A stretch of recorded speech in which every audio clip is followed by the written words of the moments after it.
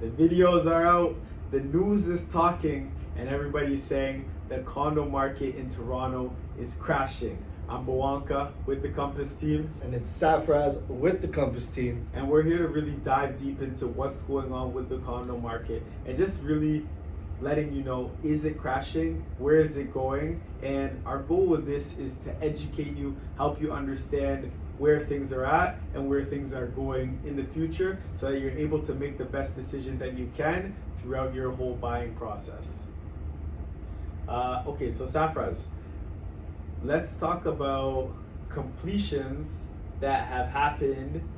When we talk about completions, condo completions that have happened, and we're going to be talking about from 2014 until 2018. Now, we did do another video on this maybe a few months back, and we dove into kind of where things are going. But right now, we're going to be showing you with the graph, and we're going to be helping you really understand where things normally are and what's going to be happening with things. So today is September 23rd, 2025, and right now the condo market has about 7 months supply of condos.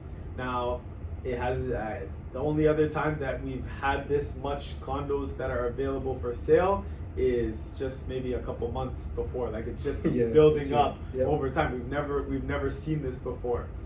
So when we're in unprecedented times like this, how do we know what to do? How do we know where to go? Absolutely. You know, when everybody's scared, it feeds into the fear more of the market is crashing more. So what happens? No one buys.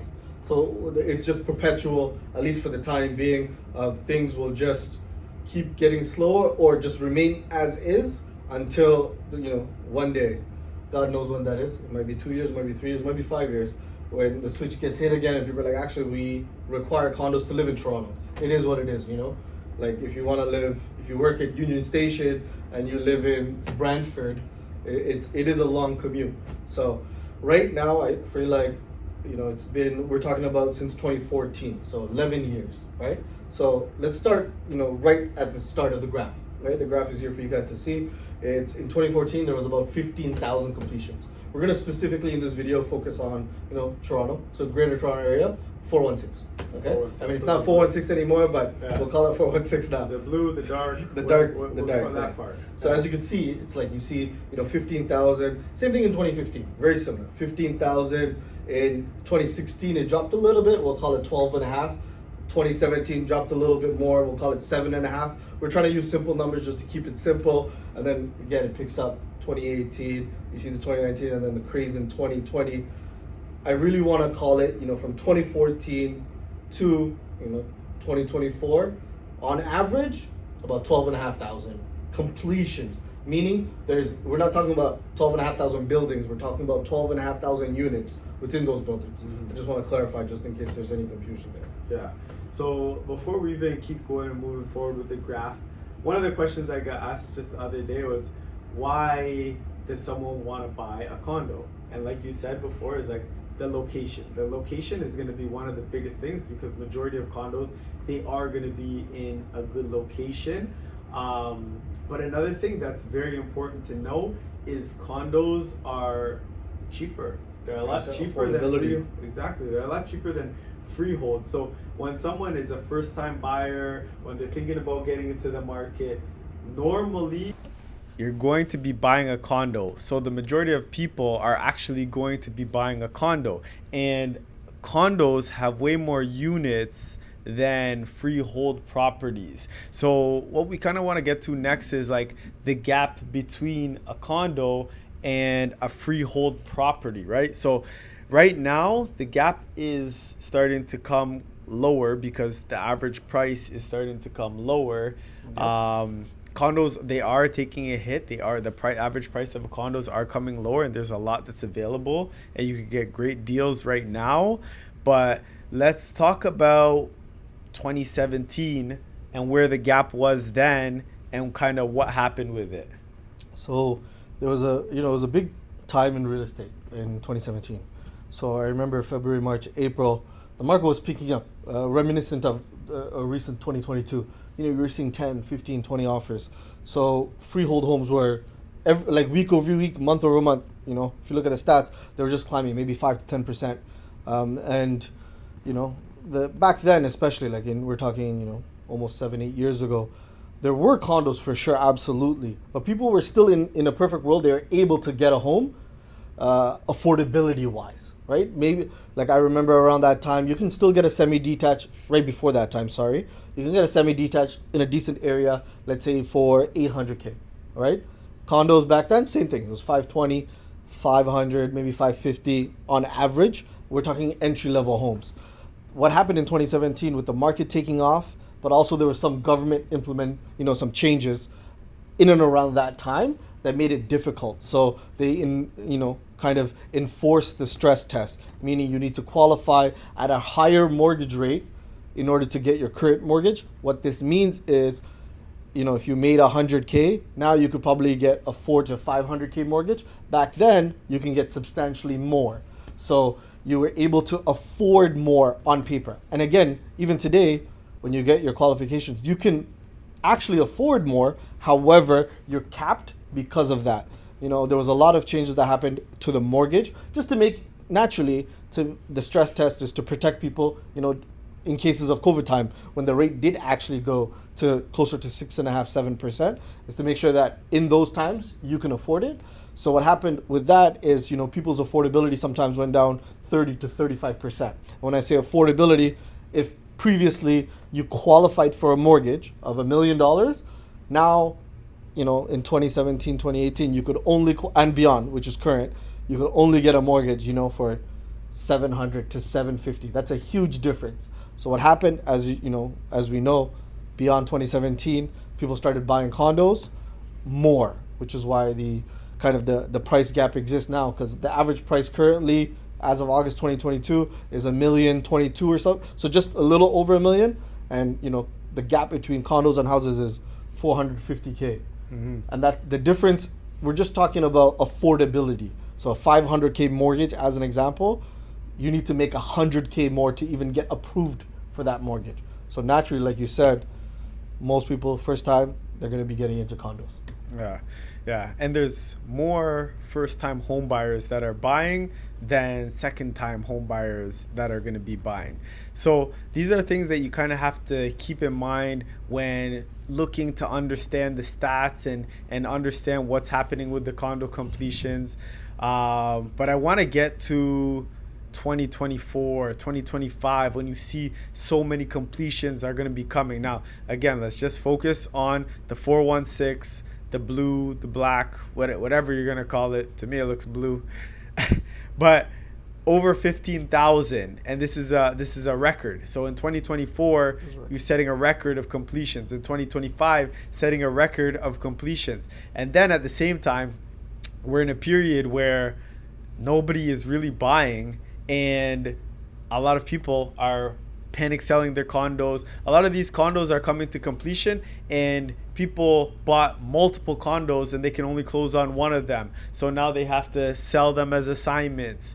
There's a lot. It's kind of the perfect storm for the condo market to collapse and to have really low prices in the condo market. Yeah, it's, even foreclosures. A lot of the people that can't, they paid 100K, 150K, whatever the number is for the deposit. And, maybe they bought 2 or 3, anticipating the market going like this, but because it's gone down, they're like, it doesn't even make sense for us to close on it. And they're foreclosing on these properties before even, gets to market, besides assignment. And, if you look at assignments these days, compared to like their original purchase price, we're talking purchase price in 2017, 2018. There's some units, 2018, 2019, the builders tried to delay closing just because they weren't, confident in the market. But if you look at those, the assignment sales are cheaper than what they bought it for 7 years ago. Yeah. So the next thing now, 2024, 2025, record numbers, right? Now, if we come to 2026, in 2026, the amount of completions that are going to come is actually going to be less than, so around 10,000 completions, whereas we've talked about it in the beginning of the video, 12,500. That's our average of amount of condos that are coming to market every year. So now we see in 2026 it's going to be even lower than that. In 2027, we're around 8,000, so even lower than that. And then now in 2028, it's going to be around 5,000. And me personally, I got a condo that's closing in 2028. I'm feeling pretty good about that after seeing stats like this. So these are kind of the reasons why we feel how we feel about the market, and it's just helping you understand what's to come in the future, because when you're educated and when you know more, it becomes a lot easier to make the decisions, especially large financial decisions like this, on what you're going to do in the future. Exactly. So it's really important to look at the graphs, right? And everybody has, like, it's a recency bias. You look at the market in the last 12 months for the condos, the houses, the rates, this and that. You're like, everything's crashing and burning. It's going to continue to crash and burn until, it's everything is free, right? But it truly doesn't work like that, because as you can see, going 26, 2027, 2028, the builders have in advance said, you know what? We own the land, but we're just going to wait. We'll just wait until 2028 to even start selling. Because why? They're like, there's so many units available on the market today. As you mentioned earlier, 7 months of inventory for condos today, right? So they're tapering it down, and naturally, it's just a natural law of life of supply and demand. Eventually, it will intersect where there's not enough units and not enough units being built or completed, sorry. And then that's when, all right, at the end of the day, a lot of, first-time buyers, they're like most of them, right? Unless they're waiting a long time to do it, is going to be buying a condo, especially with where prices are. So if they slowly reduce the amount of inventory being built, naturally, what's available today on the market will go down, completions are going down, and then you're kind of picking the market back up to take off a little bit. And one thing that's important to know is this is completions. This is bow on the door, open the door, you get the keys, you walk in, completion done. We're not even talking about condos that are being built, right? Because when we start talking about condos that are being built and we see 2028, 2029, there's not really anything that's going to be coming in the future, because a lot of people are not really buying pre-construction at the rate that we need right now to be able to support the housing in 2027, 2028, and 2029. Yeah, so it's the builders, like a lot of units, a lot of their development, they just stop selling them, because as we know, in condo financing for a building, on average they need about 80% sold before they get financing. Most places, I would say, if not all, right now are not selling 80%. So what are they doing? If they're not going to get 80%, why even try to sell it and make it difficult? They're just not even promoting their product, because there is no advantage to doing it now versus waiting 2 to 3 years, right? It's better for them to wait, from their perspective, better for them to wait until there's no units and the demand is up, because right now it doesn't matter. So we're talking about completion. So another thing I think is interesting is some of these buildings that are to be completed in 2028, they're not going to finish the building, because the amount of, they might have sold 80%, but they're going to look at the numbers and say, you know what, it's going to cost me X amount to build this, with inflation, with tariffs, right? Cost of steel's going up, cost of this material's going up. They're like, you know what, at this point, we'll just abandon the building and go into foreclosure for the whole building, right? We've seen that happen a lot this year, a lot that year. I think those amount of foreclosures are going to lead to even fewer completion than what we're anticipating right now. I'm very, very confident that a lot of the smaller builders, they won't be able to complete, because it doesn't make sense for them to actually build a building and maybe lose $10 million after doing all of that.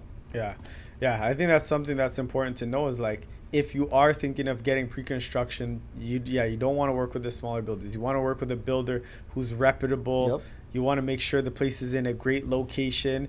And with us, the Compass team, and here at Royal LePage Signature, we actually have one of the largest pre-construction teams in all of the GTA. And what we're able to do is we're able to get more insights and see inside more projects. We have different incentives that come as well. But that's why we like to dive into kind of what's to come in the future, because pre-construction is something that's very for the future. Absolutely. And there were some big projects that were sold, 7 years ago. Big projects. We're talking about huge builders, like 7, 8 buildings in, the Queen West area, just various different locations in the GTA that were canceled. So we have to definitely keep that in mind. That, like, for me, I do see completion even going down further, and naturally, if you're only building 5,000 units per year, and there's not much on the market, because also it's like psychology thing where sellers are not going to be always selling. If they can just live there for the next 5 years, they might just hold on instead of waiting 7 months. Imagine having your properties on the market for 6 months. You might as well just take it off at that point, right? So long term, it looks, I would say, positive, but definitely bleak. As they said, the market is crashing. I think it's already crashed, but that's neither here nor there. No, for sure. I would definitely agree with that the market has already crashed.